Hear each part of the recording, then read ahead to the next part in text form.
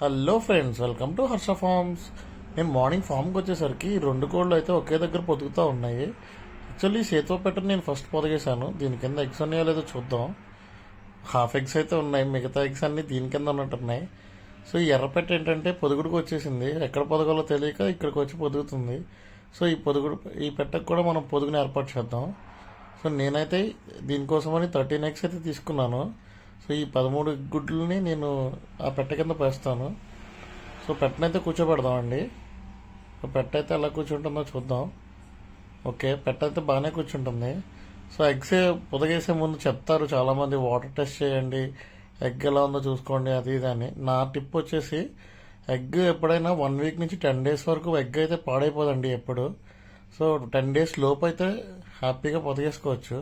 10 days దాటిన తర్వాత అయితే మీరు చెక్ చేసుకోవాలి. అండ్ ఇంకోటి, ఎగ్స్ అనేవి ఫ్రిడ్జ్లో పెడితే పొదగవు అని అంటారు. అలా ఏం లేదండి, ఎగ్స్ అయితే ఫ్రిడ్జ్లో పెట్టుకుంటే చక్కగా పొదుగుతాయి. Thank you and keep supporting Harsha forms.